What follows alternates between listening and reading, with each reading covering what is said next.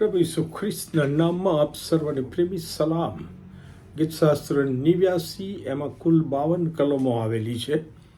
અને આ જો અધ્યાય સમજવો હોય તો આપણે બીજો સમુએલ એનો 7મો અધ્યાય ને એની 29મી 1 થી 29 કલમમાં જે બનાવ નોંધવામાં આવ્યો છે એ બનાવ જાણવો જરૂરી છે.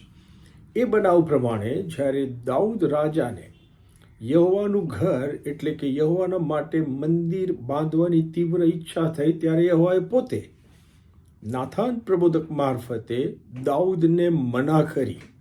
પણ એ સાથે યહોવાએ દાઉદ સાથે એક અદ્ભુત કરાર પણ કર્યો, જે કરારના વચનો બીજો સમુએલ એના 7મા અધ્યાયની 11, 12 અને 16 કલમમાં આ પ્રમાણે લખવામાં આવ્યું છે. યહોવા તારા માટે ઘર બાંધશે, અને જ્યારે તારા દિવસો પૂરા થશે અને હું તારા પેટમાંથી નીકળનાર તારા સંતાનને ઊભો કરીશ અને તેનું રાજ્ય હું સ્થાપીશ. તે મારા નામને માટે મારું ઘર બાંધશે અને તેનું રાજ્યાસન હું સદાને માટે સ્થાપિત કરીશ. અને તારું કુટુંબ તથા તારું રાજ્ય તારી આગળ સદા અવિચળ થશે. તારું રાજ્યાસન સદાને માટે કાયમ થશે. ગીતકર્તા યહોવાના આ વચનોને ગીતશાસ્ત્ર 89 એની 3, 4 કલમમાં નીચે પ્રમાણે ટાંકે છે. હે યહોવા, તમે કહ્યું છે, મેં મારા પસંદ કરેલાની સાથે કરાર કર્યો છે.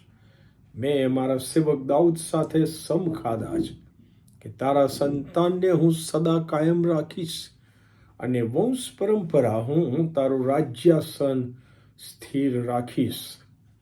ગીતકર્તા યહોવાએ આપેલા આ વચનનો ઉલ્લેખ કરે છે અને ટાંકે છે, કેમ કે યહોવા વચન આપનાર અને વચન પાળનાર અજોડ અને અતિ કૃપાળુ ઈશ્વર છે એવો ગીતકર્તાનો દ્રઢ વિશ્વાસ છે, જે ગીતશાસ્ત્ર 89 એની 1 અને 2 કલમમાં આપણને વાંચવા મળે છે. ગીતકર્તા લખે છે, હું નિરંતર યહોવાની કૃપા વિશે ગાઈશ અટક્યા વગર. હું મારે મુખે પેઢી દર પેઢી તમારું વિશ્વાસુપણું પ્રગટ કરીશ.